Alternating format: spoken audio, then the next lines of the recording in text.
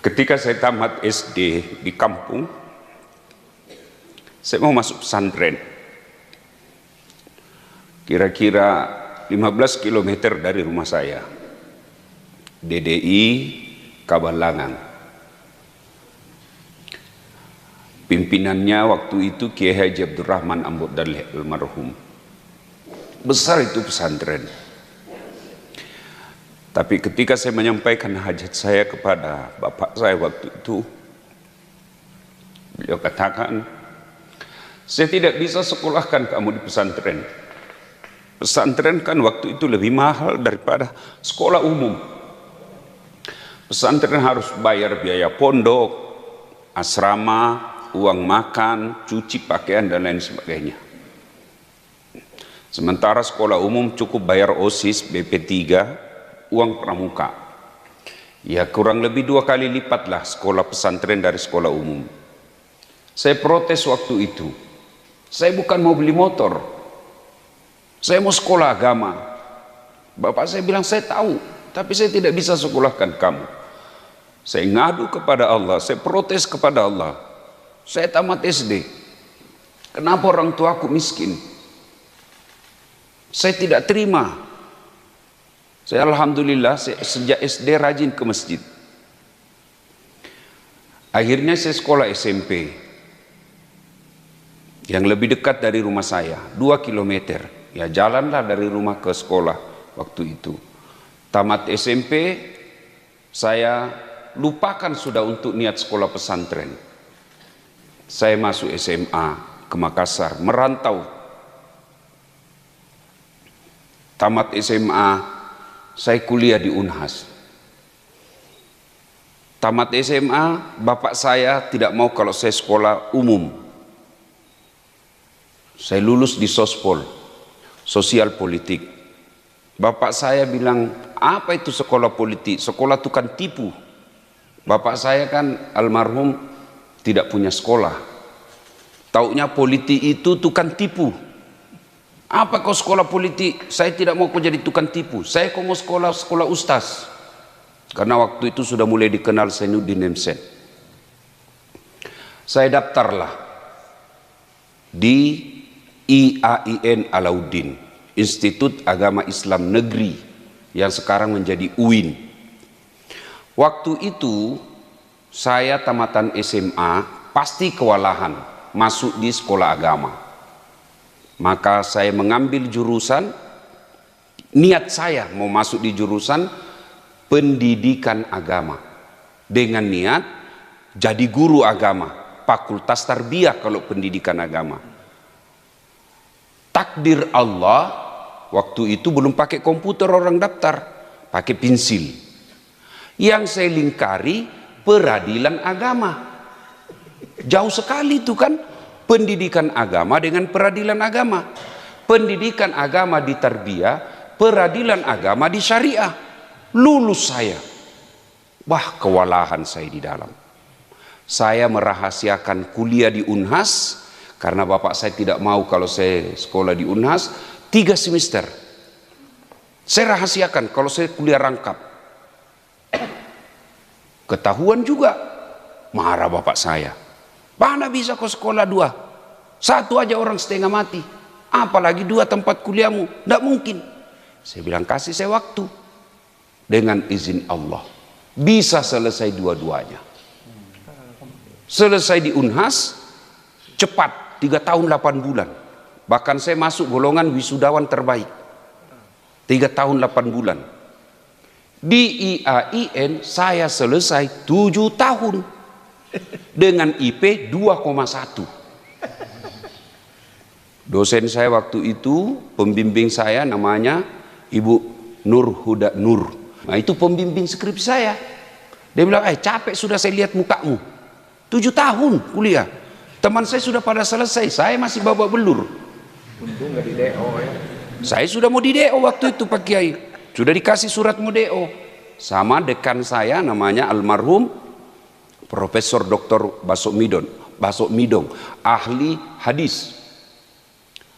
Mau dikasihlah saya surat DO. Masuklah saya di kamar dekan. Dilihat, Das Adlatif Bukan kamu yang selalu menulis di harian Fajar. Saya selalu menulis opini, rubrik opini. Saya Ustadz, di situ tertulis penulis adalah mahasiswa pasca sarjana Unhas. Saya bilang, iya, saya pasca sarjana di Unhas sekarang S2. Bagaimana caranya? Nah, kau belum selesai. Saya bilang, saya sudah selesai di Unhas. Sebenarnya saya bukan goblok. Saya bilang gitu. Saya tidak selesai di sini bukan karena saya goblok, cuma karena waktu saya kurang. Karena saya kuliah juga di Unhas. Oh, dia terharu. Dikasihlah saya waktu untuk menyelesaikan mata kuliah yang tertinggal. Hampir 20 mata kuliah. Dikasih saya 4 bulan. Alhamdulillah selesai juga. Selesai S2. Ambil lagi S3. Diangkat jadi dosen. Alhamdulillah. Dengan izin Allah. Tanpa sekolah di pesantren. Bisa menjadi penceramah. Alhamdulillah. Sementara sepupu saya yang dulu jadi kuliah di sekolah di pesantren, sekarang jadi penjual kayu. Malah ada lagi yang tidak jelas kerjanya, yang pesantren. Kenapa? Karena orang tuanya yang mau kalau anaknya pesantren. Saya alhamdulillah, saya yang mau sekolah agama, meskipun tidak mondok, bisa menjadi penceramah. Ya. Makanya adik-adik sekalian, setiap saya melihat adik-adik yang sekolah di pondok, saya terharu. Kalian harus bersyukur. Tidak semua orang diberi nikmat oleh Allah seperti kalian. Coba, jam berapa sekarang? Jam 5, hampir jam 5. Umur-umur seperti kalian semua, di kota, di luar, belum bangun. Masih tidur. Pun kalau mereka bangun, apa ngambil Quran? Apa ngambil zikir? Apa mengingat Allah? Apa memuji Allah? Tidak, ngambil handphone. Chatting. Hai, bye. Beleng-beleng. Coba, alhamdulillah. Kalian nanti selesai ini sarapan. Hakul yakin sarapanmu halal. Bukan hasil korupsi orang makan di sini. Bukan hasil sogok. Bukan hasil nipu. Halal 100% yang kalian makan. Coba. Sudah makan. Bercengkrama lagi sama teman. Mana ada temanmu di sini yang jahat? Temanmu di sini penghafal Quran.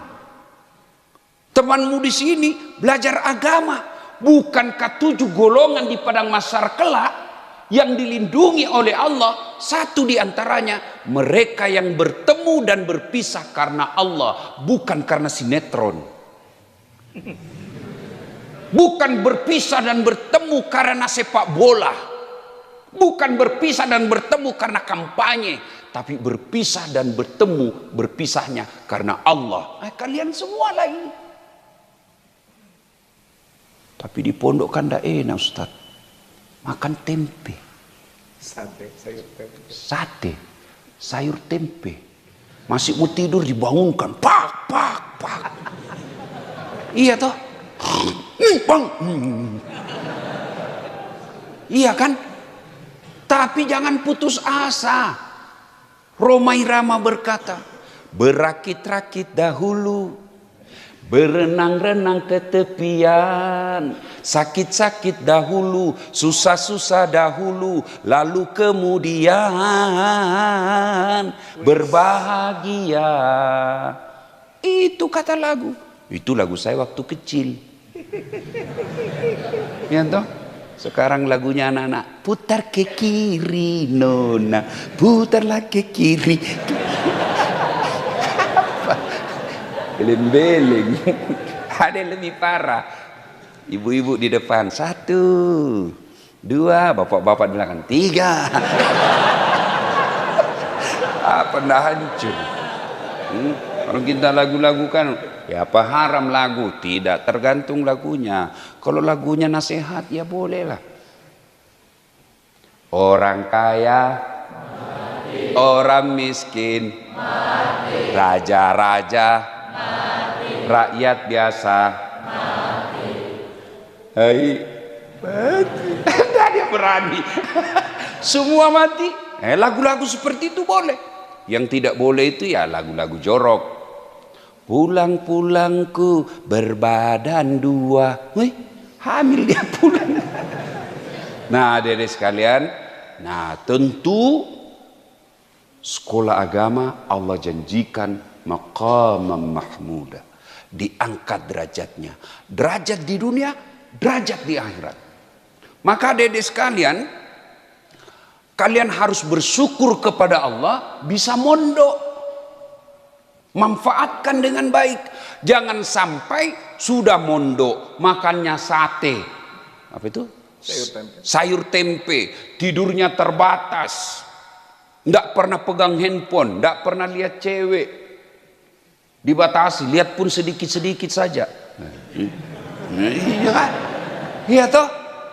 Kalau kalian sudah tidak serius pula sekolah, tidak menguasai kitab, lalu apa yang kalian mau banggakan ke luar nanti? Teman-temanmu di luar, oh dia enak di dunia, dia ke mall, naik sepedaan, ya, bajunya enak yang dia mau pakai, makannya nyaman, meskipun nanti belum tentu masa depannya baik. Tapi paling tidak dia sudah nikmati kebebasan sebagai anak remaja. Tapi kalau kalian sudah di sini, di pondok sini, lalu keluar tidak menguasai kitab, waduh, orang akan jadikan contoh. Ngapain kau sekolah pesantren itu?